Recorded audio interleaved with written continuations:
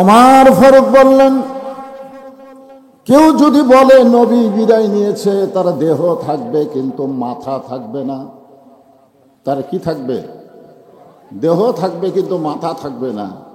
আর আবু বকর রাদিয়াল্লাহু বললেন, নবী বিদায় নিয়েছে, নবীকে দাফন করা লাগবে। আপনারা বলেন তো, যিনি নবীকে দাফন করতে চাচ্ছেন তিনি এক নম্বর, কয় নম্বর? আর যিনি বলতেছেন নবী বিদায় নেয়নি, মরে নাই, তিনি কয় নম্বর? হ্যাঁ, না, তিনিও এক নম্বর। আল্লাহ রাসূল বলেছেন, আমার 4 জন সাহাবী এক নম্বর। কয়জন? নরমে এক নম্বর হলো আবু বকর, গরমে এক নম্বর ওমর, সম্পদে এক নম্বর ওসমান, আর জ্ঞানী এক নম্বর আলী। তাহলে 4 জন কয় নম্বর? তাহলে সবচাইতে নরম মানুষটা নবীকে দাফন করবেন, আর সবচাইতে গরম মানুষটা বলতেছে নবী মরি নাই। কিছু কিছু সাহাবী আবু বকর রাদিয়াল্লাহর কাছে গেলেন, গিয়ে বললেন, আবু বকর ভাই, আপনিও যা আমরাও তাই, আপনিও যা আমরাও তাই। কারণ আল্লাহ রাসূল বলেছেন, আমার পরে এই দুনিয়াতে কেউ যদি যোগ্যতম মানুষ থাকে, সে মানুষটির নাম হলো আবু বকর। আল্লাহ রাসূল বলেছেন, আল্লাহর পরে আমি যদি কাউকে দোস্ত হিসাবে গ্রহণ করি, তার নাম হচ্ছে আবু বকর। বৃষ্টি আসলে আপনারা ওই বৃষ্টির দিকে তাকাবেন না, আপনারা তাকায় থাকবেন আল্লাহর দিকে। জোরে বলেন, কার দিকে? বৃষ্টি পড়লে কি হবে? আপনার দেহে যদি বৃষ্টি পড়ে, আপনি কি মরে যাবেন? হয়তো হতে পারে যেই দেহে বৃষ্টি পড়বে, ওই দেহের জন্য আল্লাহ জাহান্নামের আগুনকে হারাম করে দিবে। জোরে কোন আল্লাহ পারে কি পারে না? হ্যাঁ, দুনিয়ার কাজ কাম করতে গিয়ে কত ভিজেছেন, আর আজকে কোরআনের আলোচনা, সিরাতে রাসূল শুনতে গিয়া একটু না হয় রহমতের বৃষ্টিতে ভিজলেন। আল্লাহ যদি বলে আজকে যারা বৃষ্টিতে ভিজলো, 1 বছর তাদেরকে ডাক্তারের কাছে যাওয়া লাগবে না। আজকের বৃষ্টি হচ্ছে সালসা। জোরে বলেন কি? হ্যাঁ, কারণ এই কোরআনের মাহফিলে আপনারা এসেছেন, এই কোরআনকে আল্লাহ মুমিনদের ঔষধ হিসাবে ঘোষণা করছে, আছে না নাই?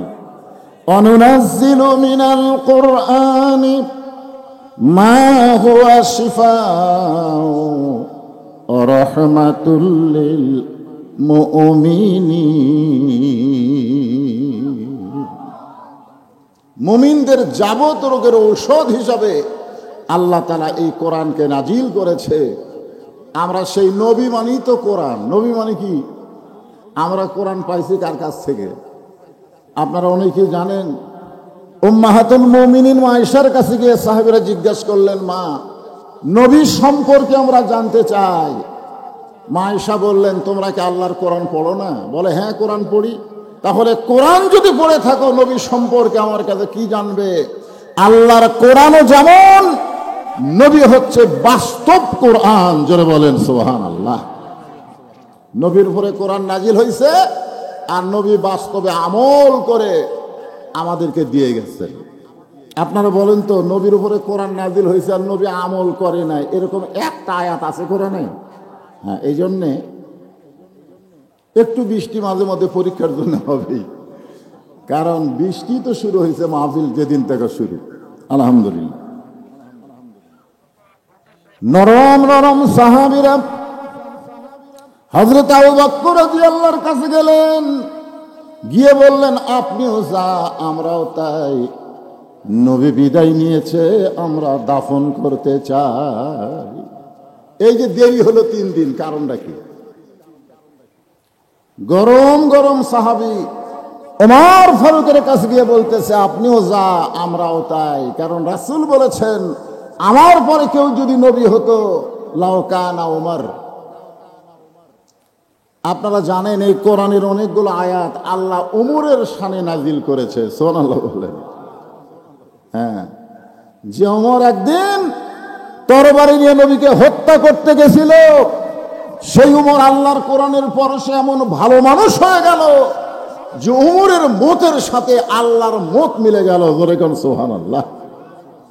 যার কারণে নবী বললেন, আমার পরে যদি নবুয়তের দরজা খোলা থাকতো তাহলে আল্লাহ হযরত উমরকে নবী হিসাবে কবুল করত। কিন্তু নবুয়তের দরজা বন্ধ হয়েছে বলে উমর নবী হওয়ার পারে নাই। তবে নবী হওয়ার সব যোগ্যতা আল্লাহ হযরত উমরকে দান করেছে। আল্লাহ রাসূল বলেছেন, আমার দ্বারা ইসলাম প্রচার হয়েছে আর উমরের দ্বারা ইসলাম প্রসারতা লাভ করেছে। জোরে কোন সুবহানাল্লাহ। আপনি জানেন হযরত উমর যখন খলিফা ছিলেন তখন ইসলাম কতদূর পর্যন্ত পৌঁছে গেছিল? তো গরম গরম সাহাবী সব ওমরের দলে, আর নরম নরম সব গেল আবু বকরের কাছে। দল হলো কয়টা? জোরে বলেন কয়টা? এখন বাংলাদেশে ইসলামী দল কয়টা? আমাকে বলে, হুজুর এতগুলো ইসলামী দল যদি একত্র হয় তাহলে আগামী নির্বাচনে কোরআনের বিজয়। আমি বললাম হবে না, হবে না। একজন আমাকে ফিসফিস করে বলে, হুজুর আসল ইসলামী দল কোনটা? সবই তো ইসলামের সাইনবোর্ড লেখা আছে, এর মধ্যে আসল কোনটা?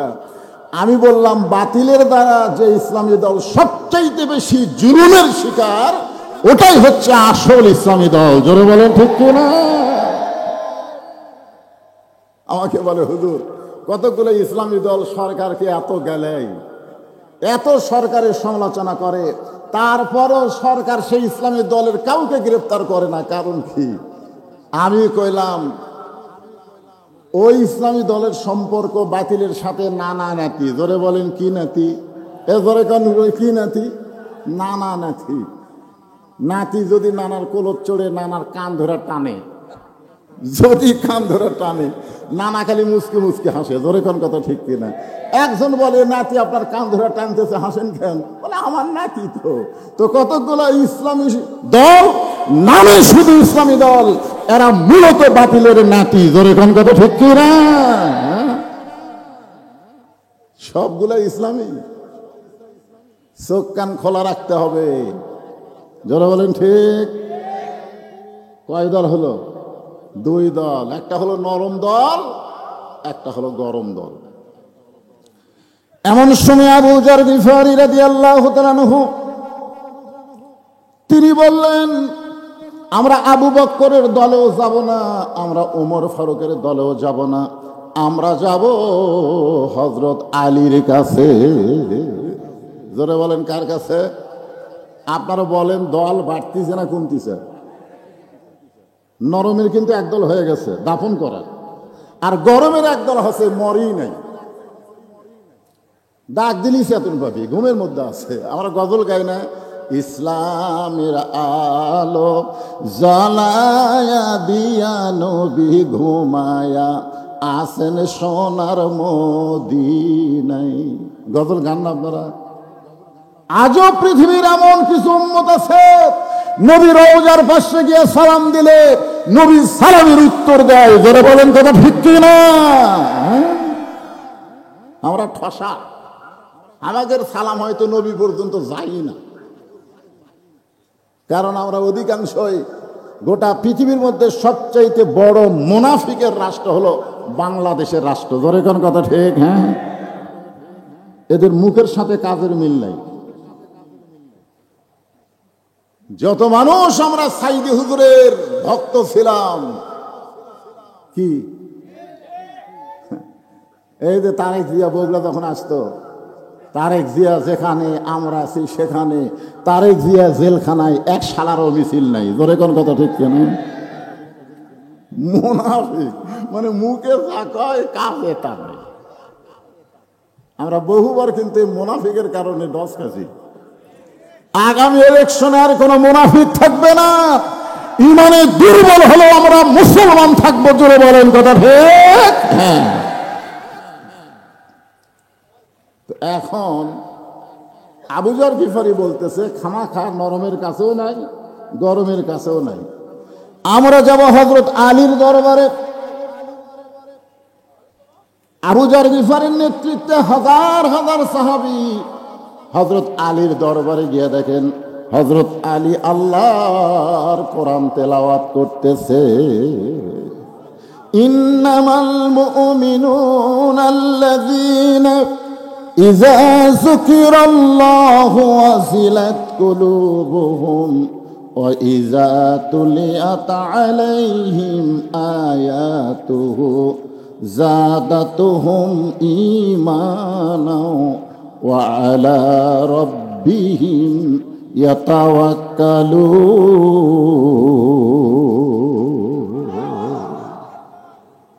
আবু যর গিফারির নেতৃত্বে হাজার হাজার সাহাবী গেছে কোথায়? হযরত আলীর দরবারে গিয়ে দেখে হযরত আলী কি তেলাওয়াত করে?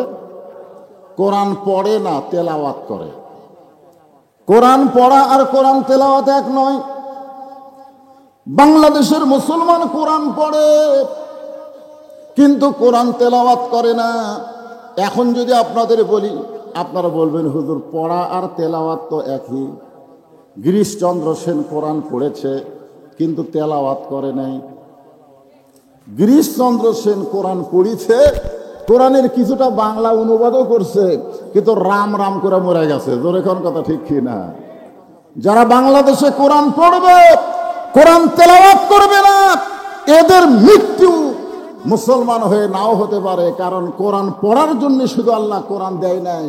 কোরআন তেলাওয়াত মানে কোরআন পড়তে হবে, কোরআন বুঝতে হবে, কোরআন অনুযায়ী নিজের জীবনকে সাজাতে হবে। জোরে কোন কথা ঠিক? যেরকম ঈমান সম্পর্কে সাহাবীরা বললেন, ইয়া রাসূলুল্লাহ ঈমান কি? রাসূল বললেন ইকরার বিল লিসান, তাসদীক বিল জানান, আমল বিল আরকান। এরই নাম হলো ঈমান। খালি লা ইলাহা ইল্লাল্লাহ মুহাম্মদ রাসূলুল্লাহ পড়লি ঈমান? লা ইলাহা ইল্লাল্লাহ, লা ইলাহা ইল্লাল্লাহ, ঝাঁকি ঠিকই মারতেছে, কিন্তু লা ইলাহা ইল্লাল্লাহর বাংলা অর্থ কি এইটাও পর্যন্ত গ্রহণ করতেছে না। জোরে কোন ঠিক কিনা? হ্যাঁ, একটু মনোযোগ দিয়ে শুনবেন। হযরত আলী যখন আল্লাহর কোরআন তেলাওয়াত করে, এমন সময় আবু যর গিফারি বলতেছে, আলী ভাই খামাখা কোরআন তেলাওয়াত করে কোনো লাভ নাই, বাহিরে নবী নিয়ে গন্ডগোল চলতেছে। আমার কথা বুঝতে পারেননি? আবু যর গিফারি বলতেছে, আলী ভাই খামাখা কোরআন তেলাওয়াত করে কোনো লাভ? কথা কয় না কেন? প্রতি রমজান মাসে কোরআন খতম দিয়ে লাভ হবে? জোরে কোন কোরআন খতম দিয়ে লাভ হবে?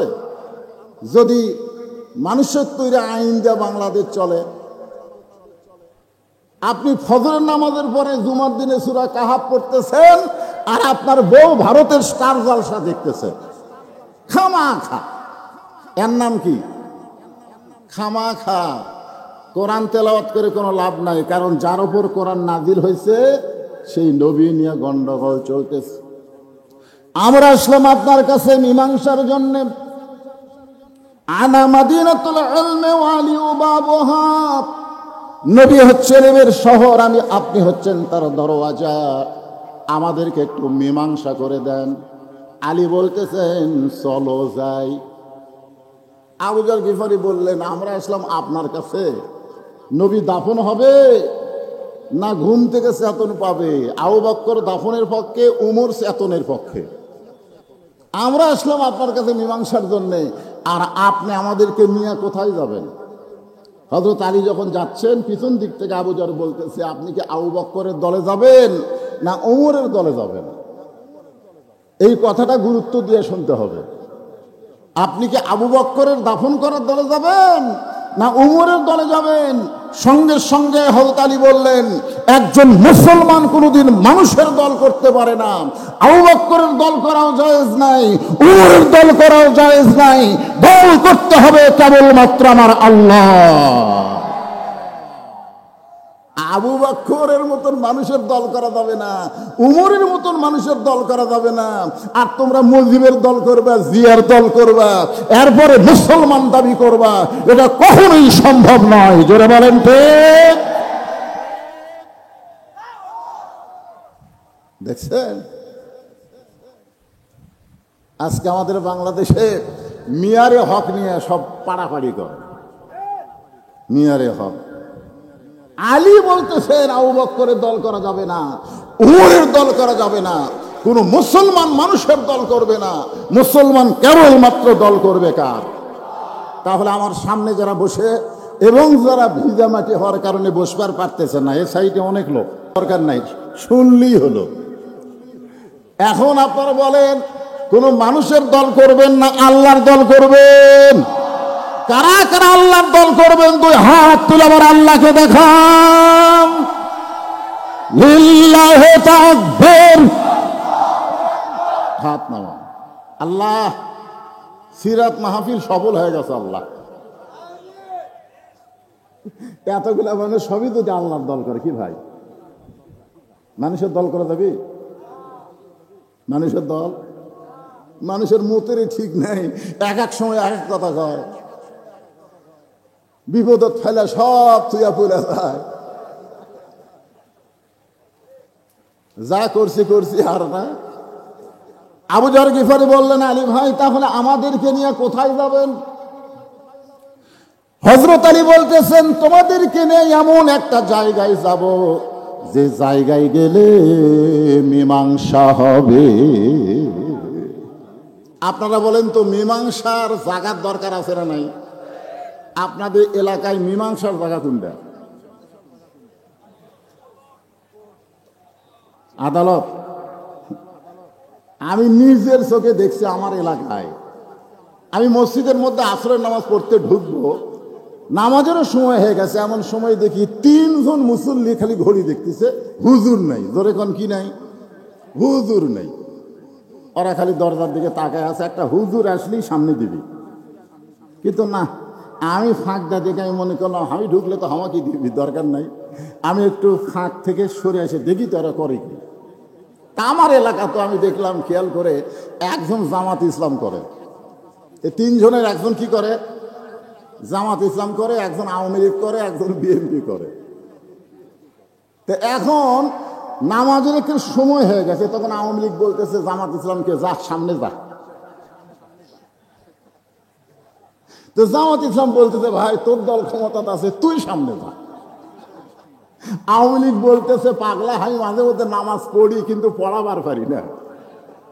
তখন বিএনপি বলতেছে, ভাই তোর দল হলো স্বাধীনতার ঘোষক, আমি তো রাজাকার, তুই সামনে যা।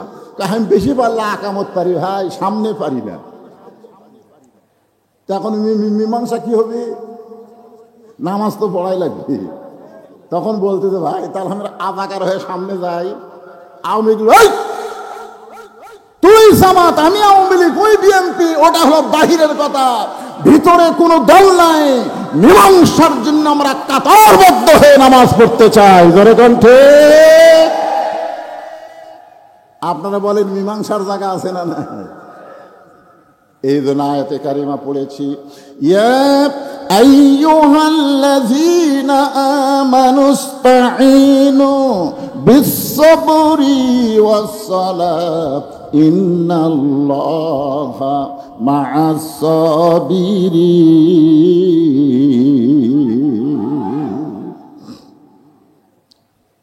ইন্নাস সালাতা তানহা আনিল ফাহশাই ওয়াল মুনকার। একমাত্র নামাজে পারে মানুষকে যাবতীয় খারাপি থেকে বাঁচায় দিতে। আজকে যদি আল্লাহর দল, কোরআনের দল ক্ষমতায় যায়, ক্ষমতায় যাওয়ার পরে পদ্মা সেতু নির্মাণ করা, অমুক ট্যানেল নির্মাণ করা, ফ্লাইওভার নির্মাণ করা, সব কাজই করবে, কিন্তু সর্বপ্রথম যে কাজটা হলো নামাজকে কায়েমের বিল পাস করবে। জোরে বলেন কথা ঠিক? নামাজ নাই, কিচ্ছু নাই। আল্লাহ রাসূল জীবনের শেষ প্রান্তে সে মা আয়েশার কোলে মাথা রেখে নামাজের জামাত দেখেছে। নবীর চোখ দিয়ে দর দর করে পানি পড়তেছে। মা আয়েশা বলে, ইয়া রাসূলুল্লাহ, আপনি কাঁদতেছেন, আপনার জায়গায় আমার বাবা ইমামতি করতেছে। রাসূল বলে, আয়েশা, এই নামাজের জন্য সারা জীবন আমি এত নির্যাতন ভোগ করেছি, আজকের এই কান্না আমার দুঃখের কান্না না, এই কান্না হলো আমার আনন্দের কান্না। মুসলমান জামাতে দাঁড়িয়ে গেছে, জামাতে দাঁড়িয়ে গেছে। আজকে কলেমার জামাত করলে কোনো সমস্যা নাই, তাবলীগের জামাত করলে কোনো সমস্যা নাই, খালি ইসলামের জামাত করলে সমস্যা। জোরে বলেন কথা ঠিক কিনা? লোকটা নামাজের জামাত করে ভালো লোক বারে, লোকটা কলেমার জামাত করে ভালো, লোকটা তাগলিগ জামাত করে ভালো, লোকটা জামাত ইসলাম করে আর সব জামাত তোমাদের পছন্দ। জামাত ইসলাম কোন জায়গা তাঁকড়ে মারছে? যত জামাতি করো কোন জামাত কবুল হবে না যতক্ষণ জামাত ইসলাম না করবে। জোরে বলেন কথা ঠিক। হযরত আলী বললেন, এমন একটা জায়গায় তোমাদেরকে নিয়ে যাব যে জায়গায় গেলে তোমরা মীমাংসা পাবে। হযরত আলী সামনে সামনে আর হাজার হাজার সাহাবী পিছনে পিছনে। যেই ঘরে আল্লাহর নবী ঘুমায় আছে, শুয়ে আছে কিংবা বিদায় নিয়েছে, এই ঘরটা হলো মা আয়েশার ঘর। জোরে বলেন কার ঘর? ওই ঘরের দরজা দিয়ে হযরত আলী দাঁড়ালেন। হযরত আলী দাঁড়ালেন মা আয়েশার ঘরের দরজায়। আবু বকর রাদিয়াল্লাহু দৌড়ে এসে বলতেছে, আলী, রাসূল সুবহ সাদিকে দুনিয়া থেকে বিদায় নিছে, আমি তাকে দাফন করতে চাই, কিন্তু উমর যে খেপা খেয়েছে,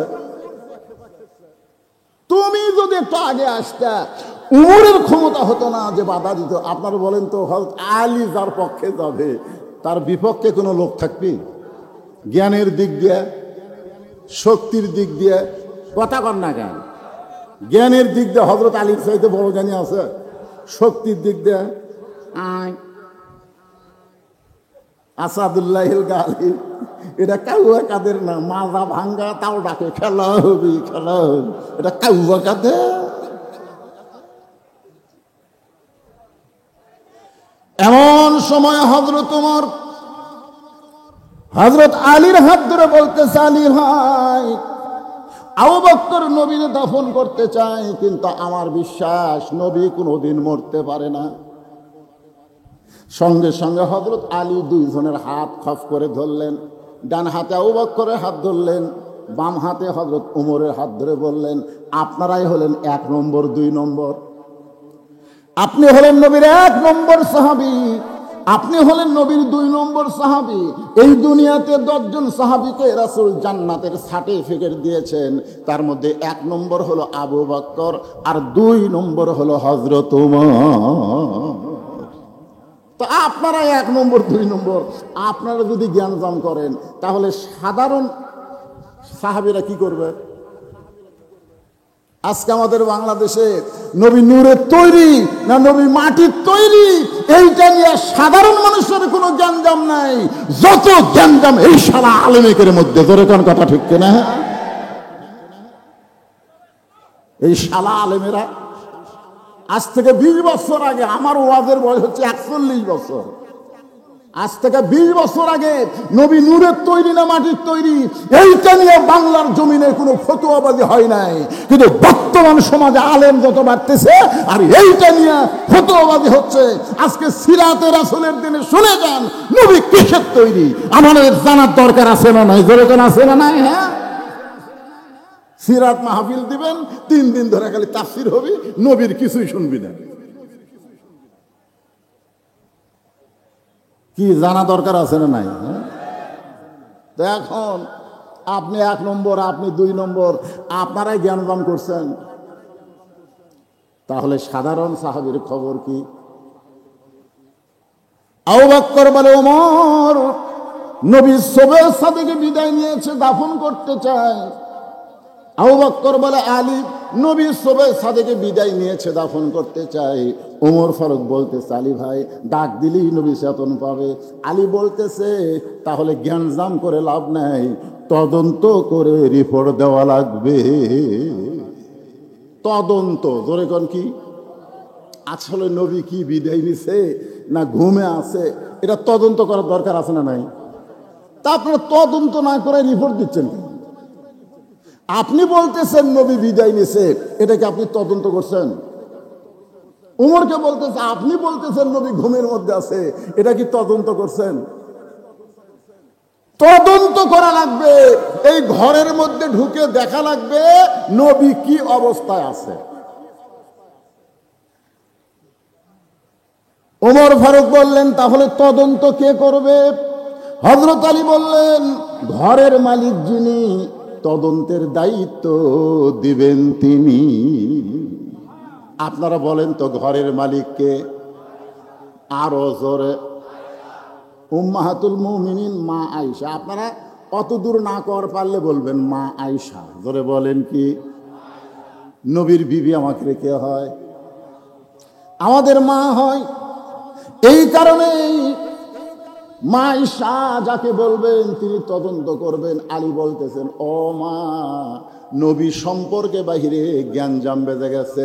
একদল বলতেছে নবী বিদায় নিছে, আর একদল বলতেছে নবী ঘুমের মধ্যে আছে। মা, নবী কেমনে আছে এটা তদন্ত করে আগে রিপোর্ট দেওয়া লাগবে। এখন আপনি বলেন তদন্ত কে করবে?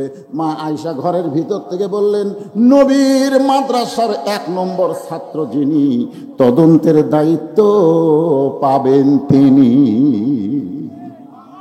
আপনারা বলেন তো নবীর মাদ্রাসার 1 নম্বর ছাত্রকে? আল্লাহ নবী বলেছেন, ইন্নী বুইসতু মুআল্লিমান, আল্লাহ আমাকে শিক্ষক করে দুনিয়াতে প্রেরণ করেছেন। লিউতাম্মিমা মাকারিমাল আখলাক, আর আমার ছাত্র যারা গোল্ডেন A+ পাইছে তারা, সুবহানাল্লাহ বলেন। এর মধ্যেও তো 1 নম্বর আছে, আছে না নাই? মা আয়েশা বললেন, 1 নম্বর ছাত্র যিনি, তদন্তের দায়িত্ব পাবেন তিনি। সমস্ত সাহাবীরা বিশ্বাস করলেন 1 নম্বর হলো আবু বকর।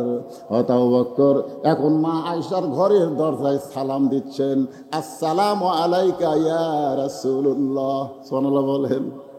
সালাম দেওয়ার সাইজ আছে না নাই? এজোর এখন আছে না নাই? আল্লাহ রাসূল বলেছেন, আসসালামু ক্বাবলাল কালাম, কোনো কথাবার্তা বলার আগেই দেওয়া লাগবে সালাম। আমি যদি বলি শাহাবুদ্দিন ভাই আসসালামু আলাইকুম, সালাম হবে? আমি যদি বলি আলমগীর ভাই আসসালামু আলাইকুম, সালাম হবে? আমি যদি বলি চেয়ারম্যান সাহেব আসসালামু আলাইকুম, সালাম হবে? কেন হবে না? কারণ আগে আমি আলমগীর ভাই, শাহাবুদ্দিন ভাই, চেয়ারম্যান সাহেব বলেছি।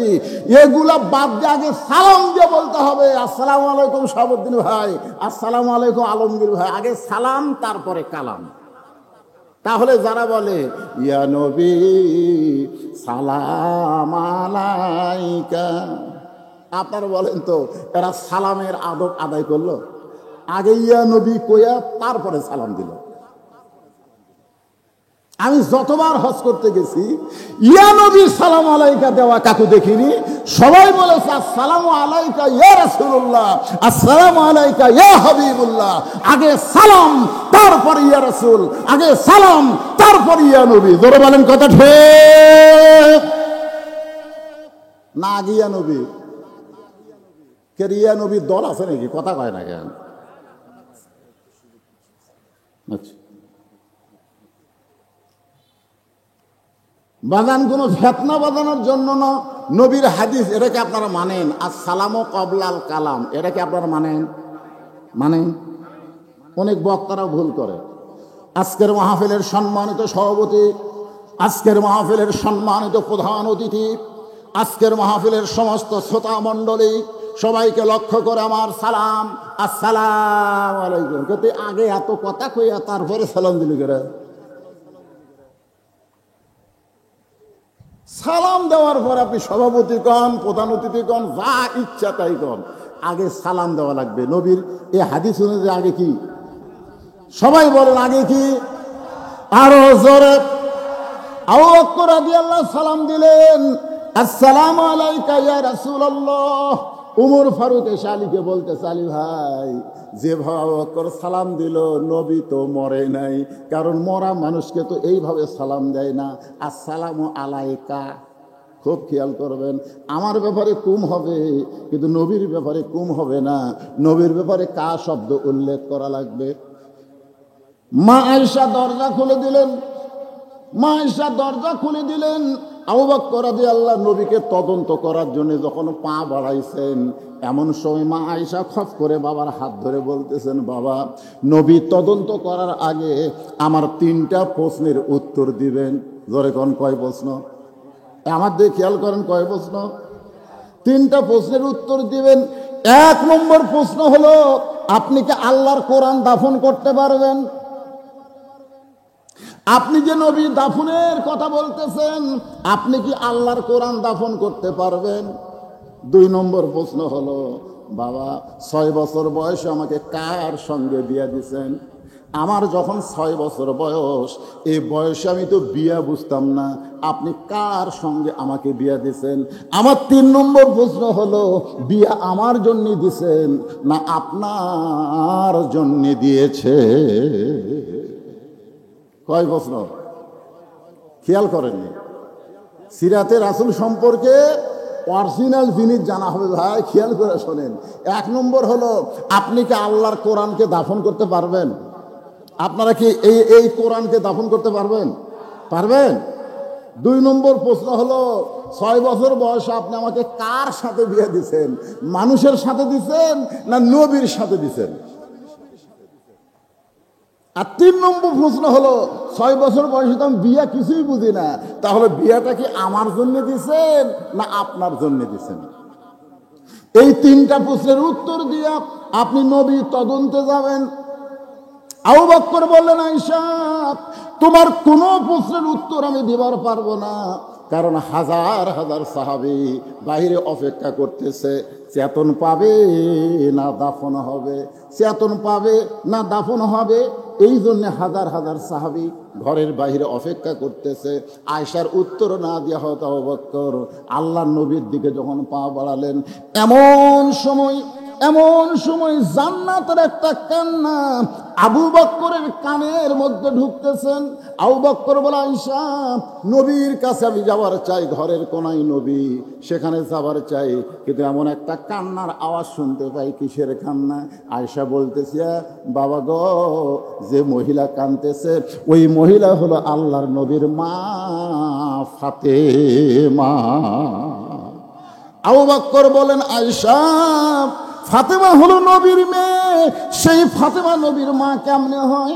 আয়েশা বলতেছে, বাবা আপনি হলেন বাহিরের মানুষ, আপনি ভিতরের খবর জানেন না। ফাতেমা নবীর মেয়ে হলেও নবী তাকে মায়ের মতন সম্মান করেছেন। ওই তায়েফের ময়দান থেকে রক্তমাখা শরীর নিয়ে নবী যখন মক্কা এসেছিলেন, ওই সময় ফাতেমা পানি গরম করে, জয়তুনের তেল গরম করে, নবীর গোটা দেহ পরিষ্কার করে, নবীর মাথা উড়াতে নিয়ে নবীকে যখন ঘুম পাড়ায় দেয়, ওই ঘুমের সময় নবী স্বপ্নে দেখে নবীর মা আমিনা এসে নবীকে সান্ত্বনা দেয়। নবী খফ করে ফাতেমার হাত ধরে বলে, মা আইসেন যখন আর যাবার দিব না। সঙ্গে সঙ্গে ফাতেমা নবীর কপালে চুমা দিয়ে বলে, বাবা আপনি আমার হাতটা মা বলে ধরেছেন, আমি তো আপনার মেয়ে ফাতেমা। রাসূল বলে, ফাতেমা তুই আমার মেয়ে ঠিক আছে, কিন্তু স্বপ্নের ভিতরে তোকে আমি আমিনার চেহারায় দেখেছি। আবু বকর বললেন, আয়েশা আমি একটু নবী তদন্ত করতে চাই, তুমি একটু বলো ফাতেমা যেন অন্দরমহলে যায়। মা আয়েশা বললেন, ফাতেমা অন্দরমহলে যাও। আয়েশার বাবা হচ্ছে ফাতেমার কে? এজন্য এখন আয়েশার বাবা ফাতেমার কে হয়? হ্যাঁ, কথা কয় না? না না, মা আয়েশা হলো মা, তার বাবা হলো নানা। অথচ বললেন ফাতেমা অন্দরমহলে যাও, মেয়েদের জন্য একটা মহল থাকবে, যেই মহলটা হলো অন্দরমহল, ওই মহলের মধ্যে কোনো পুরুষ মানুষ ঢুকতে পারবে না।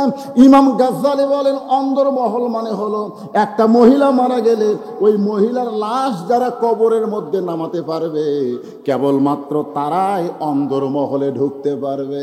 এখন আপনার বাড়িতে যদি মহিলা থাকে, ওই ঘরের মধ্যে কারা কারা ঢুকবে আপনি হিসাব করেন।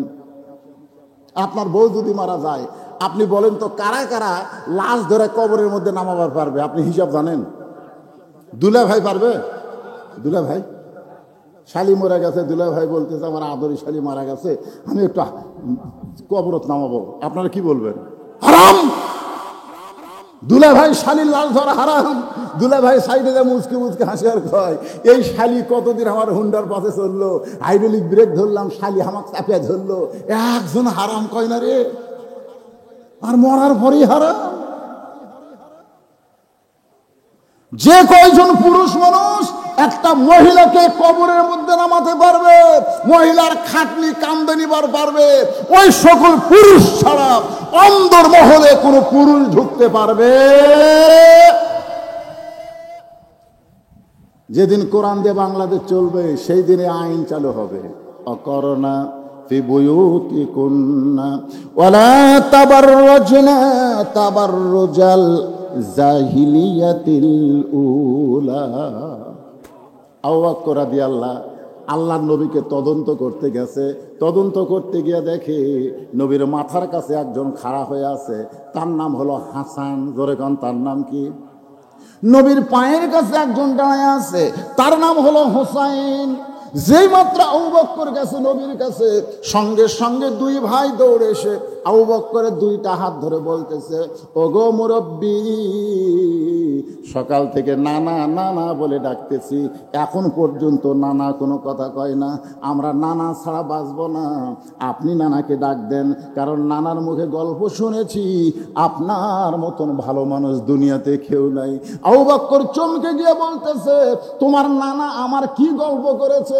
হাসান হোসেন খুব দুষ্ট ছিল, দুষ্টামি যখন করতো আল্লাহ নবী বলতেন, ও হাসান হোসেন আয় ভাই, তোদেরকে একজন মহামানবের গল্প শোনাই।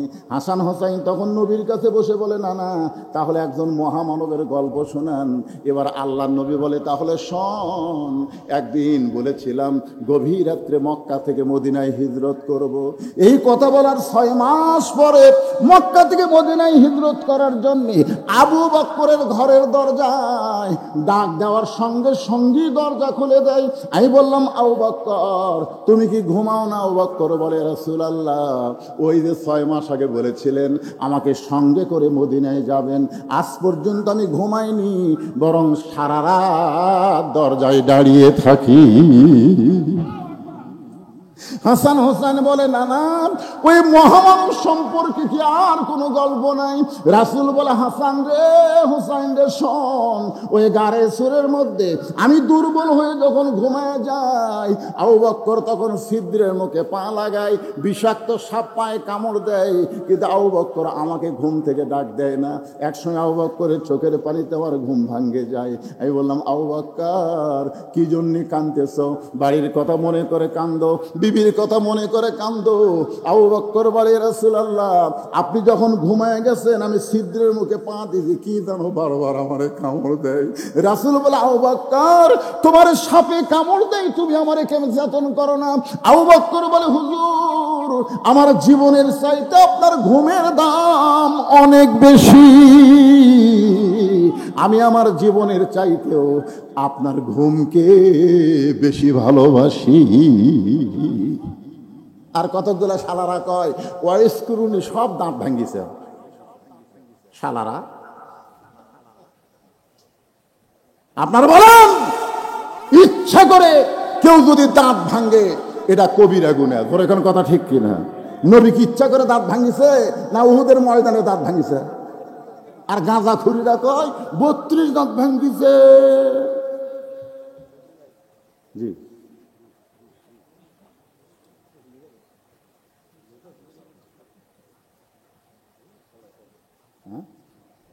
আচ্ছা ঠিক আছে, আলহামদুলিল্লাহ। শালা মানে কি, আমার আবার বোন নাই, বোঝেন না, আমার কোনো বোন নাই, আমার বাপের 4 বেটা। তা আমার এক চাওয়াতো ভাই আছে, ওর আবার বোন আছে। আর দুলা ভাই আসলেই দৌড়ে দেখায়, দেন 500 টাকা দেন, দেন 1000 টাকা দেন। ওই দুলা ভাই যখন টাকা দেয় তখন কই, আল্লাহ রে, শালা যদি আমি হতে পারতাম তাহলে আমিও টাকা পেতাম। সেই দিন থেকে শালা গালটা আমার খুব পছন্দ, কিন্তু আমি কারো শালা হওয়ার পাইনি ভাই, কারণ আমার বোন নেই। ধরে কর কি নাই? আপনারা বলেন তো, বগুড়া জেলাত কি শালা ভাষা খারাপ? এ কথা কর না কেন, খারাপ? তো যাই হোক, একটু মনোযোগ দিয়ে কথাগুলো শুনবেন। আবু বকর রাদিয়াল্লাহু আনহু 2টা হাত 2জন চাইপা ধরছে। এমন সময় আবু বকর বলতেছে, ওমর তুমি ঠিক বলেছ, তুমি ঠিক বলেছ। হাসান হোসেনকে সঙ্গে করে যখন দরজা খোলা আবু বকর বের হয়, আলী বলতেছেন, আল্লাহর নবীর খবর কি? নবী দাফন হবে না চেতন পাবে? আবু বকর বলতেছে, দাফন হবে না চেতন পাবে এটা আমি বলবো না, এটা আলী আল্লাহর কোরআন থেকে বলবে। সবাই বললো, আপনি কেন বলবেন না? বলে, আমার 2 হাত ধরে আছে, সেটা দেখছে।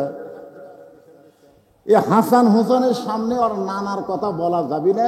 আমি একটু চলে যাই। নবী কি হবে? দাফন হবে না চেতন পাবে? হযরত আলী আল্লাহর কোরআন থেকে সিরাত আপনাদের সামনে বয়ান করবে। এখন হযরত আলী আল্লাহর কোরআন থেকে কি বয়ান করবে? কারা কারা শুনবেন? আল্লাহকে একটু হাত দেখেন তো দেখি, আল্লাহ হাত দেখেন। হযরত আলী ঘোষণা করবেন সিরাতে রাসূল। আবু বকর রাদিয়াল্লাহু তদন্ত করছে। তদন্ত করছে কে? এ কথা কয় না কে করলো? আবু বকর রাদিয়াল্লাহু তদন্ত করলো, কিন্তু ঘোষণা দেবেন হযরত আলী। হাসান হোসেনকে নিয়ে যখন চলে গেছে, এমন সময় কোরআন থেকে হযরত আলী বলতেছেন, কুল কুল, হে রাসূল আপনি বলেন, ইন কুনতুম তুহিব্বুনাল্লাহ ফাত্তাবিউনি ইউহিব্বুকুমুল্লাহ ওয়া ইয়াগফির লাকুম যুনুবাকুম ওয়াল্লাহু গফুরুর রহিম।